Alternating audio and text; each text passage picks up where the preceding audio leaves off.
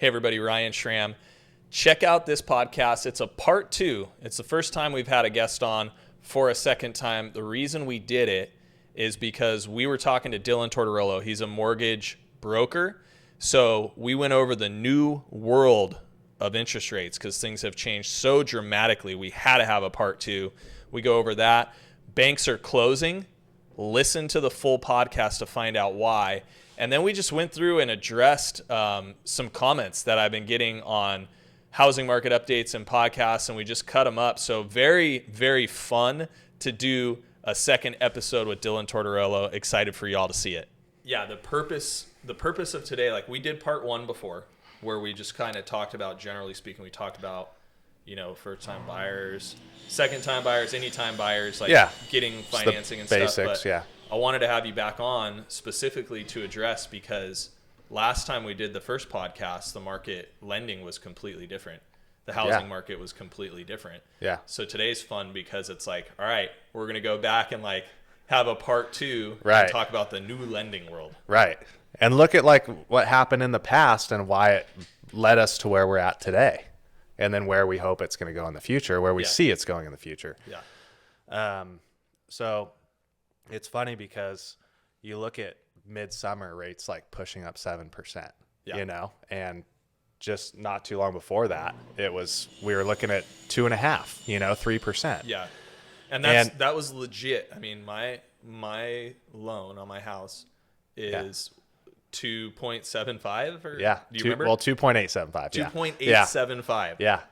And Bischoff he's like, don't ever get rid of that rate. Right, exactly. Yeah, and it's tough. I mean, but that's a home that you might live in forever, right? You might have it forever and hold on to it forever. So that makes a lot of sense, right? And there's like in this market, we're looking at, 6%, give or take a quarter here and there, depending on the program. And it's still not a bad rate historically. I mean, we've been here before. It's just over the last 2 years, we saw record appreciation numbers. Hit. So we're looking at like 17 and 18% year over year for 2 years straight. Yeah. And so values went up. Now rates go up and everybody's like, whoa, what do we do now? Right. Payments are high. Like, what do we do? But when rates were at 2.875, you're like, I can still afford that. Mm-hmm. I could still make that happen. Yeah. So you're right. We did see pretty much in like this South Orange County bubble, this area, we saw appreciation over kind of the hot market of about 40%. Yeah.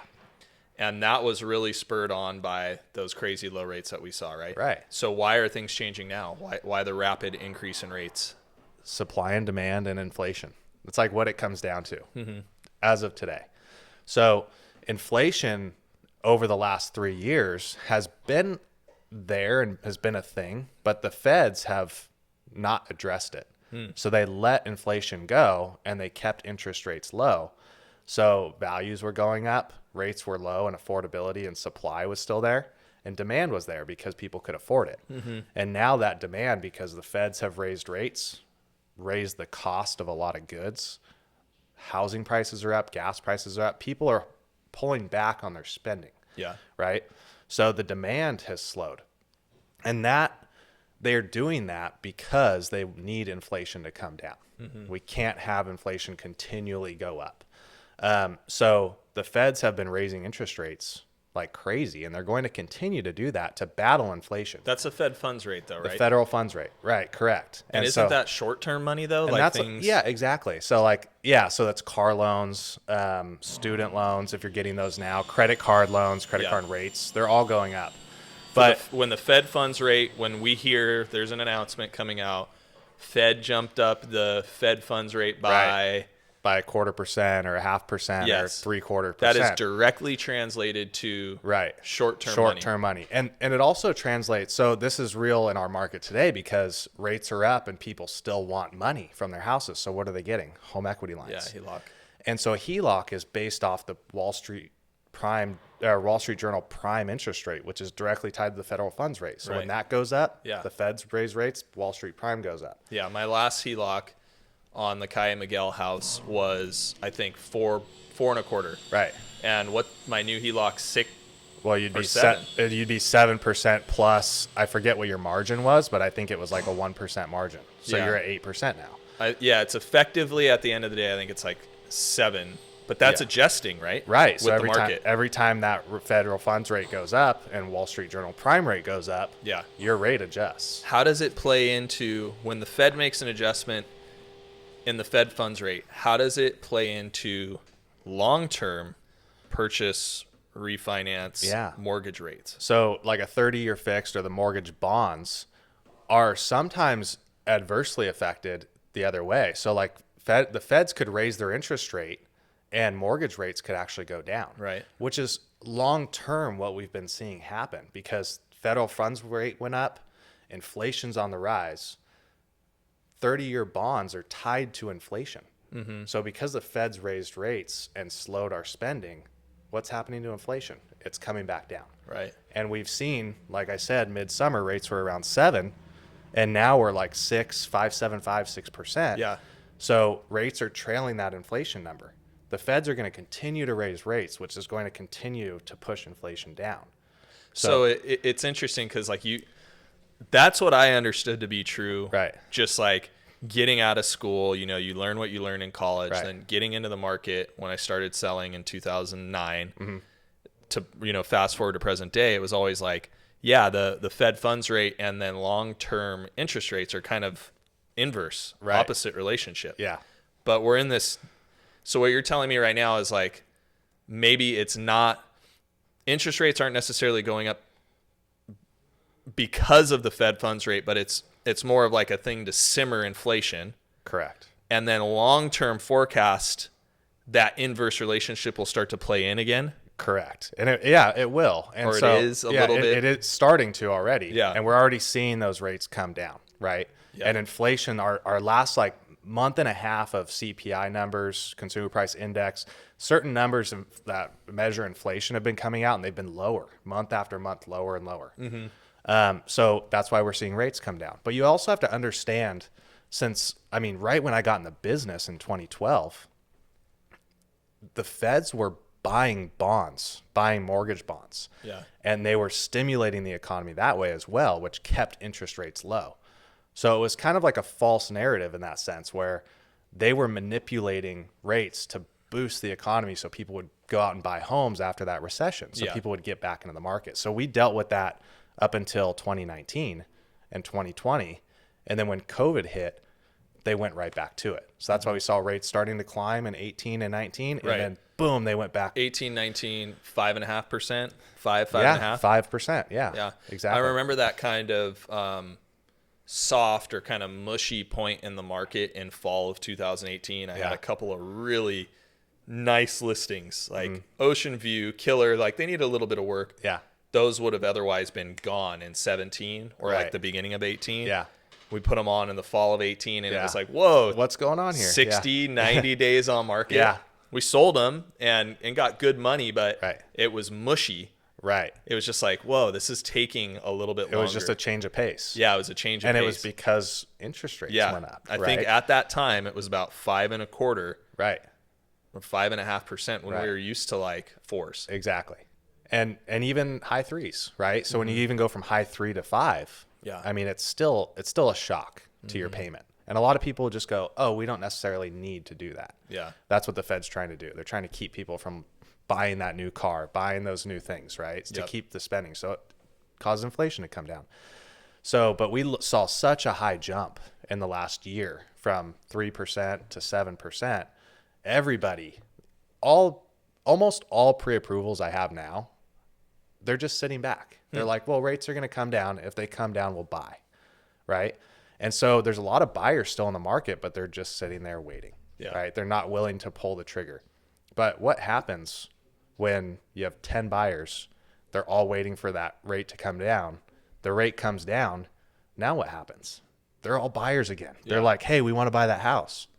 And what could happen to the market? Right. Yeah. It could push prices back up. I can tell you right now that we don't have the supply of homes to support like that scenario. Right. Where 10 people get off the fence. Right.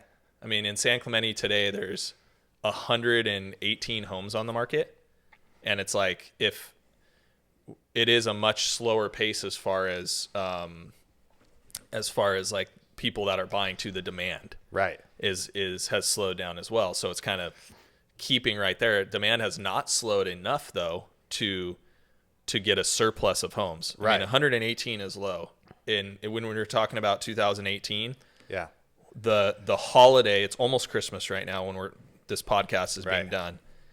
2018 Christmas would have been 225 homes on market minimum. Yeah. And summer, like 400 homes on market. Yeah. Now, 2022 Christmas market, we're looking at 118 homes. So if people wild. jumped off the fence, it just, what would happen is we would see exactly what we saw for the last 2 years, which is crazy over asking offers and bidding wars. Right. But then you think for you, like you have that 275 rate or 2875, and it's going to be hard to leave that, to move from that property unless you have to, unless you're growing out of your house or you have to move because of work. So when you see these buyers come in and you have that little supply, like where's the new supply coming from? If a lot of people have those low rates or they're already settled in their homes, because a lot of people bought in the last 2 years. So that's another thing. I mean, the supply is just so small. Out of state. Right. First time. Right. Move up. Yeah. Move down. Yeah. I mean, that's where the supply is coming from. Yeah. I feel like where the supply was coming from during 2021 and 2022 and 2020 was everybody. Anybody who Jump in. could. Anybody and everybody. Now's the time. Yeah. Yeah. So that was, and it's funny, you look at now's the time. So what did that look like? You had 2.5% rates. Yeah.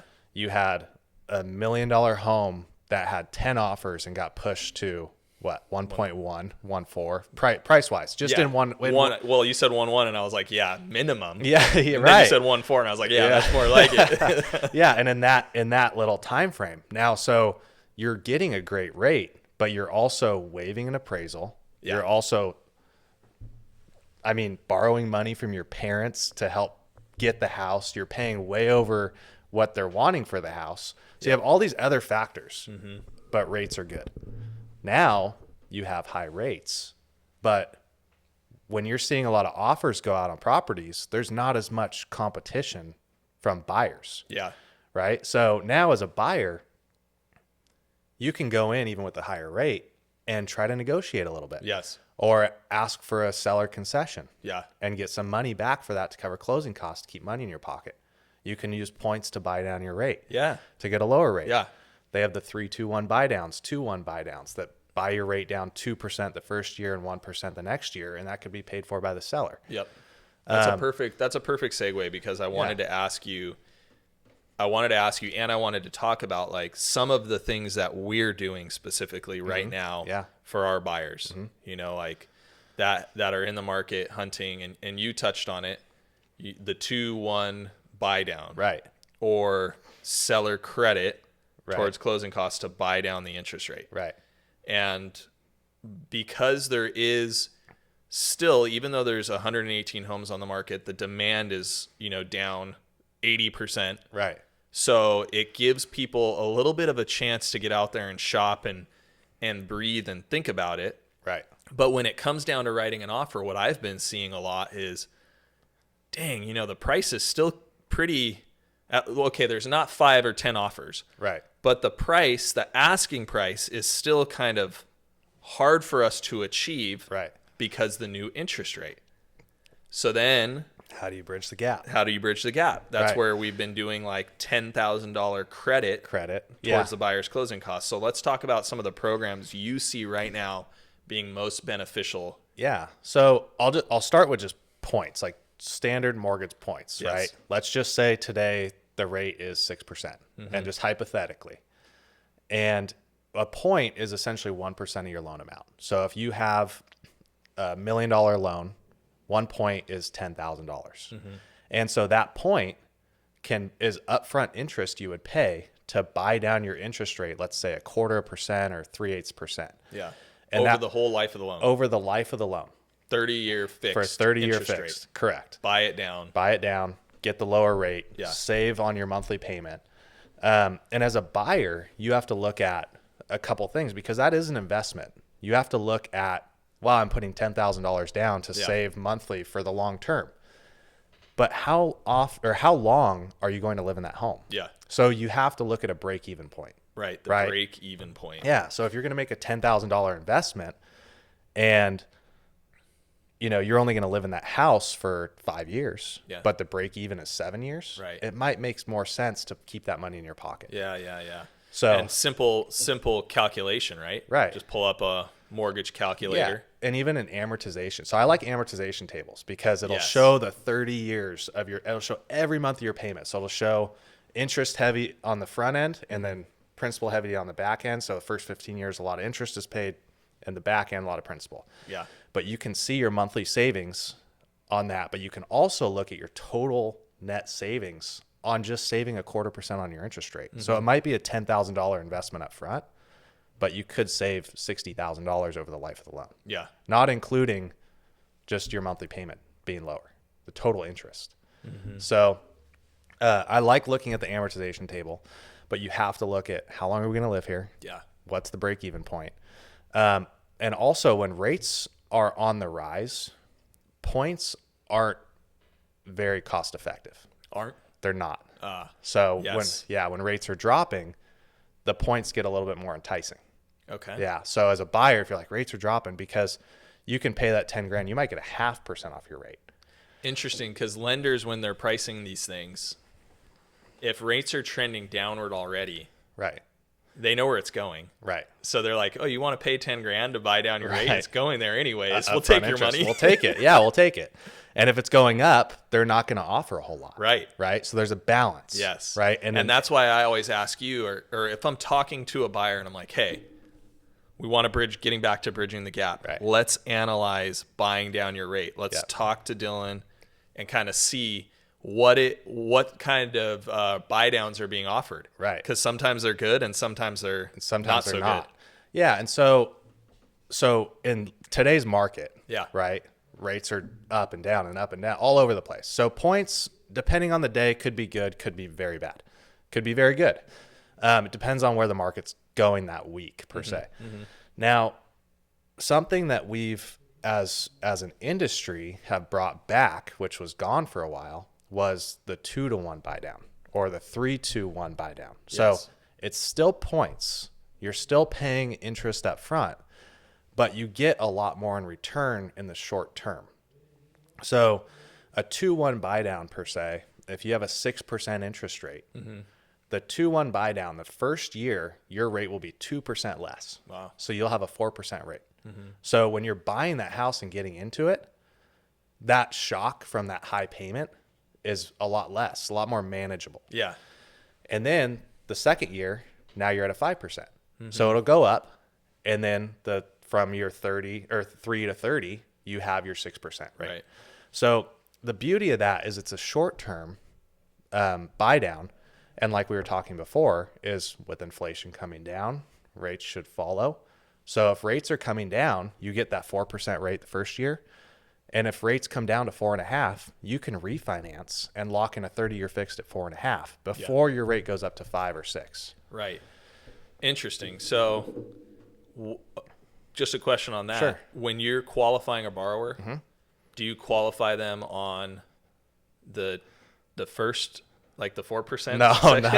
It's a good question. No, we qualify off the note rate, and the note rate is the rate that's going for the term of the loan, right? Okay. The buy down is essentially just money that you pay up front, and that's where a seller concession can come into play too. That's right. And so, because if you're a buyer and you're looking at the 2-1 buy down, right, to go from a 6% to a 4% the first year, right, and then to go to a 5% the next year, right, it's just like paying money up front, right? It's upfront money because it's dollar for dollar. Correct. This is really important. Like if you're going to do that, if you as a buyer are going to pay for that, right, you're just prepaying. You're prepaying. Correct. So you're trading cash for lower payment. Correct. And someone might be like, well, why the heck would anybody do that if it's a dollar for dollar? Right.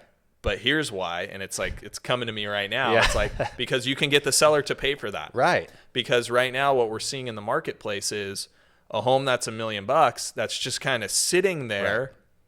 And by sitting there, I mean like 14 days, right. 2 weeks. Yeah. And a seller's anxious because they're like, dang, we missed the wave of multiple offers and blah, blah, blah. But there's buyers looking, there's buyers shopping. I have them. They're going through the house. They're just taking their time and they're thinking about it and they're talking to you and they're like, what can we do to get our rate down and make the payment a little bit more comfortable? Right.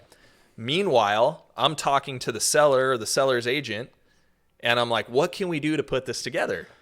And the listing agent or the seller might be saying, well, I'm flexible on my price, but I'm not $50,000 or $100,000 flexible, which is what it would take to make a significant change in the payment. Correct. Because what are we talking about right now? $100,000 in payment right now is what?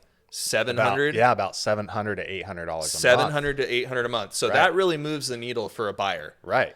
But the seller's like, no way. I'm not dropping my price $100,000 right now. Right. Like my house is worth it. Okay, so what can we do to move the needle for the buyer? Right. And then I say, you're like, well, we got a 2-1 buy down. Yeah. Or we can buy down the interest rate. Go back to the seller. Hey, what do you think about paying $10,000 towards a 2-1 buy down for my buyer?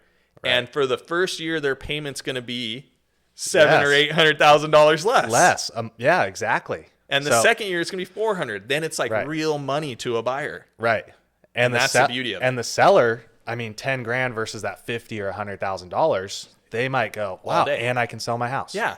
I'm selling my house within 1% of the asking price. Right. Yes, all day. All day. Or 2%, whatever the case may be. Yeah. We just put, you and I just put one together. I just put one together like that this week. And it makes sense. It makes everything gel. Right. And everybody kind of is like, all right, we're working together here. Let's get this done. Exactly. So that's a really good way to get a buyer in who's kind of on the sidelines or just, oh, my payment's a little bit too high. Yeah. Explore that 2-1 or 3-1 buy down. See on your offers and talk to you and see what kind of concessions we can get from the seller. And it'll get them into the house, right? And when rates do come down, I'm not saying they will. I don't have a crystal ball, right? Yeah. But based on trends and based on history, they should come down. And you're temporarily buying down that rate, and then you can then refinance and lock in that 30-year fixed lower rate. So it's a big benefit for a buyer. Yeah. And for a seller. Right. So that's good. And then that buyer who just got in their foot in the door and bought their house, let's say in 6 months, rates are back down. Now all those people come out of the woodworks. They're like, oh, we want to buy. Yeah. And then prices drive up and rates are still, not low, but they're not high. They're just at a point where they want to buy. Like a new norm. Yeah. And now those buyers are going in and competing again. While the buyers who are buying now are sitting back and going, well, I got mine at a good time. Yeah, I had a high rate, but I just refinanced or I got my 2-1 buy down. Yeah. And they're sitting happy. So it's definitely a good time to take advantage of these types of situations. Yeah. What's going on with refis right now? What refis? Yeah. They're not non-existent, but there's just not a lot of them. A lot of people are doing home equity lines just because they want to tap their equity. They have a lot of equity. They might be able to invest that money somewhere else at a higher rate of return. Or just open up the home equity as a oh shoot fund, we need to pay taxes. We need to do this so we can tap our home equity and pay that. So there's still people who got themselves into trouble with debt over the last 2 years. With COVID. They've been sitting at home. They've been doing online shopping. Government's been sending them money. They get used to spending. They open credit cards. So there's people out there who have $50,000, $60,000 in credit card debt. And their payments are through the roof. So it might even make sense, even if you have a 3% rate. Yeah. If you take a 5.5 over a 30-year term and clear all that debt, free that up again, you're going to save. So you still have some people refinancing for personal situations like that. Exactly. Whereas the refi boom, which was taking place the last couple of last 2 years, is pretty much gone because that was an advantageous situation for people to just refi. Right. I mean, I think everybody refi. Everybody that you talk to, I mean, really refinanced unless their house was paid off. But we even had a lot of people do cash out. I mean, they had free and clear home. Right. And they go, it's $400 a month to borrow $100,000. Yeah. And it's important to talk about this because we've got cash out refis that people were taking advantage of, Right. pulling cash out. So like refinancing their principal, their loan balance, but also taking a little bit of extra side cash. Exactly. Right. In a cash out. Yep. Or just a straight up refi to get a lower interest rate. Rate and term, yeah. Rate and term. And that the only bummer about that is it resets, Your term. it resets back to a 30 year, 30-year. unless you were refining out of 15. Yeah, and there's ways to get around that too. You can readjust your payment schedule with the bank. Like a recast? Kind of like a recast, but if you have 27 years left on your loan and you refinance it, you can take that interest rate and set up payments based off 27-year term. Mm-hmm. So you can actually do that. Yeah. But a lot of people just reset that term because they like that low payment. Yeah. Right. So kind of getting back to equity, like equity in the home is what made that possible. Right. And now because the rate is just not pretty compared to what it was. It's not horrible, honestly, but it ain't pretty from where it was. And that's just a tough pill to swallow. They still have a lot of equity. Yeah. So that's why, like you were saying, HELOC, home equity line of credit. Right. And a lot of people are setting those up to buy investment properties elsewhere, or they're also waiting for rates to come down so that they have cash and they can go purchase. So But these things wouldn't be possible if there wasn't equity there. right. And there's still equity because prices really haven't come down. No. Like I was in our housing market update that we did just a few days ago, like I was saying in San Clemente specifically, when you look at the average price per square foot of homes that have sold, that's kind of like the most ideal metric to look at rather than average price, because that could be skewed if there's a ton of expensive listings or whatnot. Right. It's like average price per square foot. If you look at that, that's kind of the best metric to look at. Okay. It has not gone down in San Clemente. There are certain cities where it has a little bit, but it hasn't gone down. So it's difficult to say like, oh yeah, prices have come down. Right. We've taken our foot off the gas pedal, way off the gas pedal. So it feels like prices have gone down. Correct. But they really haven't gone down. Right. And it's funny because I think people have the blinders on to 2012 to 2019 to where appreciation was between 4 and 7%. Yeah. And then we saw the last 2 years where it was, like you said, 40% over the 2 years roughly. Mm-hmm. And that's what people think is the new norm. Yeah. But in reality, if we see 5% appreciation this year, that's great. Right. No, that is. And that's kind of sustainable. Right. It's and sustainable. Normal. Right. And the other thing, like on this point, kind of on this subject of having equity in the home, is like if the prices are staying consistent, right, and the equity is there, there isn't going to be this major downturn or this major crash for that particular reason. I'm not saying it couldn't happen for some. You've got like acts of God or wars or politics, things like that. It could go down for another reason, but the health of the market in the equity that's there and the loans that are being done, it's healthy, very healthy, and that's different from 2018. And a lot of people chime in on this, like on social media or on YouTube or whatever. Right. Like they want to see. I don't know what it is, but like. I'm not saying the market's perfect, but it definitely isn't the doom and gloom that a lot of people talk about. Right. Like, and granted, some markets are different. I think it's important that we say that. Right. It's market to market. And San Clemente, Dana Point, San Juan Capistrano is niche, and it's a very desirable place. It's not an emerging market by any means. It's anchored by the beach and ocean view. But man, it's like, I just do not see things really going down at a very quick rate at all. I mean, if it might have flatlined, but I don't see it going down. And people are like, "Oh, I'd buy that house if it's listed for $2 million, oh, I think, that's a $1.8 million house. I'm like, you don't understand how many wholesalers would buy that house for 1.8. Yeah. Let alone somebody like an end user. Right. The market's just not that. It's not. It's going to sell, and you might be able to get a little wiggle room if you act right now. Right. And then they sit there and they don't act. And then like, it's weird, 14, 21 days on market. Like some listings have got this momentum. Yeah. And all of a sudden then there's 3 offers. Right. Didn't sell over asking, but the sellers were like, I'm glad we waited. Yeah. Because we ended up getting within 1% of our asking price. Yeah. So when I'm analyzing the market, man, it's just the equity's there, the pricing is there. Right. I just don't see it. I don't see any doom and gloom in this particular area like people want there to be, or seemingly. Right. And you don't see people moving around as much in these areas, right? Usually when they're in their house, they're in their house. Mm-hmm. Unless they're moving close to the beach or away from the beach for a bigger house or something different.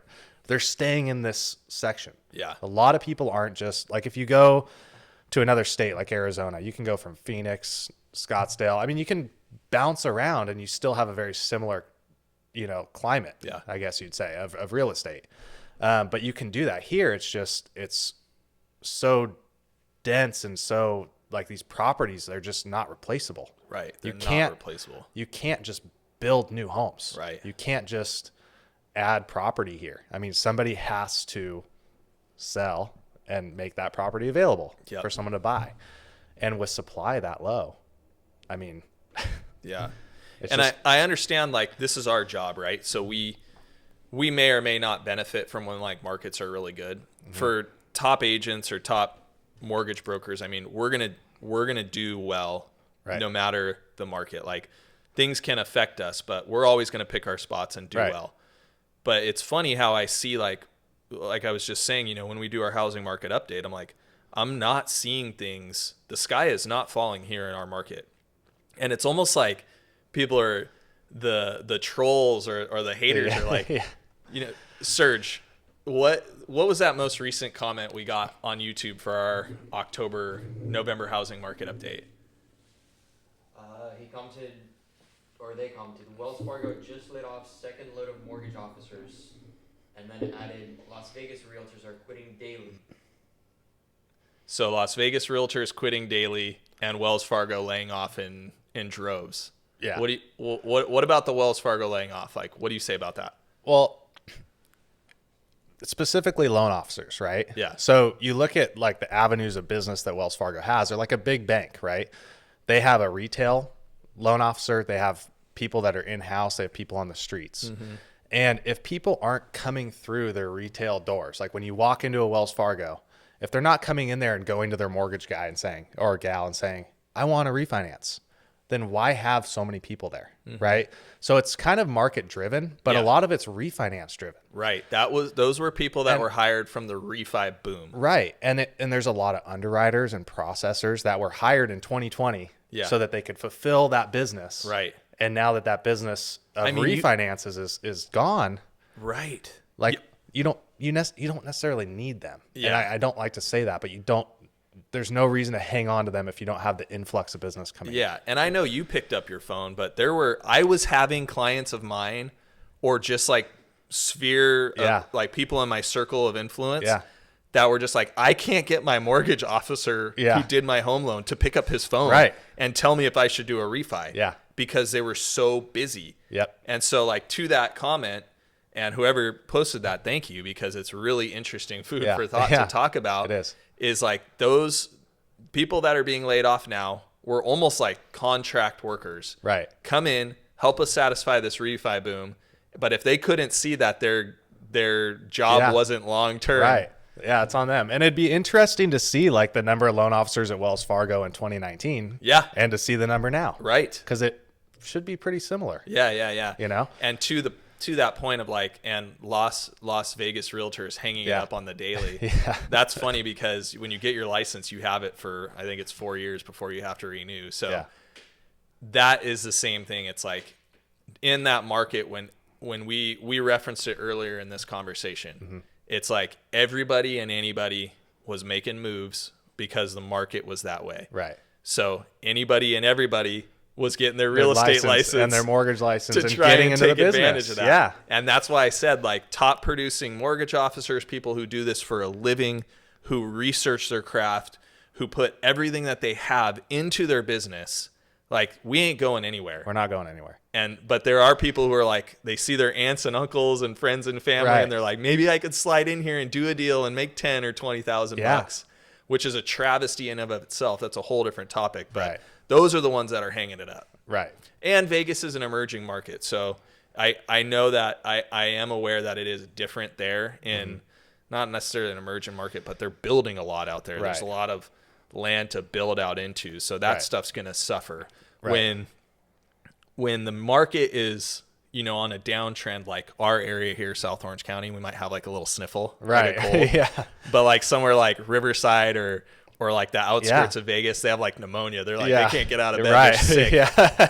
So it's just different. Yeah, it really is. And it's funny because I know a lot of people who got into the business, right? Really? In like 2021. Like Yeah. they were almost late to the game, right? Yeah. Like they got in 2021, got licensed, did a couple loans, and then they're like, now what? There's nothing. The phone's not ringing anymore. Yeah. The company's not providing me leads that they were buying for refinances. Right. So that attributes to that 2,500 at Wells Fargo, So, yeah, I mean, the markets are changing in that regard because of refinance. And that's also something that, and I hate to say it, but it sells, right? Like if you see a headline, 2,500 loan officers gone from Wells Fargo, people are like, what's going on? Like what's going on in our market? But they don't usually dig deeper and figure out why. Yeah. And so that's where we get to talk about this stuff Yeah. and kind of educate those people.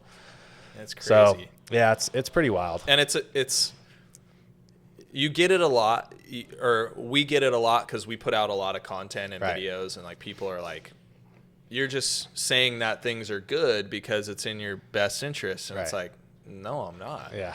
I'm being a realist. Like, I'm just showing you what's happening, Right. and I can't tell you how. It's wild to see how many people are still shopping and wanting to grab up their little piece of paradise. Right.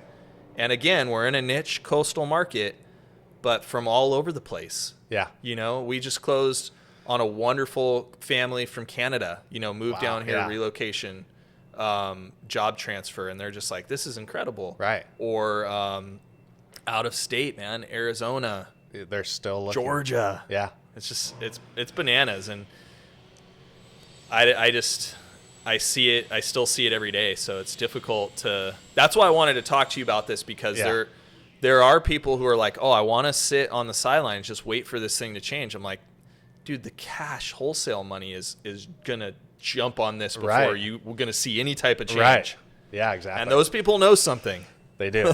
Yeah, they're involved. And they have people that do research for them, right? They have a whole team behind them. They have people that work their tails off to understand those markets while they're out shopping. Yep. Yeah, so yeah, it's good stuff, and it'll be interesting to see when rates, do come down. Yep. I mean, we'll see how far down they do come, but when they do, we'll see what that market looks like as well. Yeah. And see if those same people are sitting on the sidelines saying, "Oh, I wish I did, or I should have, or that was the perfect time." Right. And they're still sitting on the sidelines, So Have you seen, as far as changes are concerned, have you seen anything else that's been really like, wow, I can't believe that happened, or something like a big dramatic change since, the beginning of this year? in relation to the mortgage market, there's been some banks, like, 'cause we have access, we're brokers, right? So we have access to tons of banks over 75. We've actually seen some banks close their doors. Wow. Because they were mostly refinance based, never focused on the purchase market. And now that refinances are gone, they're scrambling. What Yeah. do? We have to lay these people off. Yeah. No underwriters. Next thing you know, there's not enough coming in for them Close to up eat. shop. So they close their doors. Wow. And it's sad to see. It's like a little gold rush they were on. Yeah, it's sad to see. And so we've seen that. We've also seen some of the better banks come in strong. Like, they're releasing new programs, new products. They're on the forefront of technology. Yeah. And they're really catering to us as brokers, trying to help us capture that majority of business. And it's been really nice to see. And it's nice to have multiple companies coming to us going, we want your business. We want to show you how you can succeed. Yeah. How you can help your buyers, how you can help your agents. So our markets have changed a lot. And the company, just like us, the ones who are dedicated and in it for the right reasons, they're going to keep pushing forward. Yeah. You know? That's really good. Yeah. I know we have a reverse mortgage going right now, Yeah. which is interesting. I haven't done a lot of those. And you were telling me, wow, I'm glad we didn't go with that bank because one of the banks you were pricing, they closed their doors. Oh my God. They literally, I got an email last week and they said, we're closing. Any loans in process will not be funded. So if your loan was in process, it would just, you'd have to find a new bank. Wow. Yeah. So it's pretty wild. That's kind of gnarly. Yeah. But that reverse mortgage purchase is cool because a lot of people think, oh, you know, reverse mortgage is for somebody who can't make their payments. Yeah. And they're at a certain age and they just basically give the bank their equity and get money, live for free. But nobody's really understood that you can do a reverse mortgage purchase and buy a house. Yeah. No, which was huge for my client. Right. Think about this, an 82-year-old who needed to sell the original house. Yeah. Really no income, no assets to be able to go and qualify for a loan or even compete in this market. It's hard to compete. Right. And this reverse mortgage made it possible. Right. I'll tell you what the other option was, renting. Right. And rents the way they are right now and potentially being at 82 years old and having to get moved out of a property. Right. And that's a lot. Moving's a lot of stress. That's like stressful. Somebody who's 82 should not, or even 84 or 85 when this could be happening, should not be going through that. Right. And when we sat down and we looked at that reverse and we kind of, all right, if the market does this and the equity in the home, like it was a good product. Right. It really is. And she had equity in the property that she was selling, which is used for the down payment. Yeah. And doesn't have to make a payment, pays up front for property tax and insurance and HOA for years to come. She gets to move into that house and not have a monthly payment. Right. And still have equity in that property. And like you said, if the market continues to go at even a 4% appreciation, she will come out with more equity in the long run. Yeah. So That's good. yeah, it's a great product. Definitely. I'm glad we looked into that because that was huge. Yeah. Well, good stuff today, man. Yeah. Yeah, that's good. Things are a lot different, but different is okay, and it's good. I think things definitely interest rates needed to go up to stifle what was happening. Right. Because if price appreciation would have continued on that path, it's not sustainable. Not sustainable. And then you're into things like a bubble. Right. Exactly. And so I think the timing is right, and this new market going forward, it's like, okay, let's dig in and figure out the spots to be successful and help our clients. Right. Exactly. Yeah, all right, man. So I appreciate you being on for part 2. Yeah, thanks for having me. You're welcome. I appreciate it. All right, until next time. All right.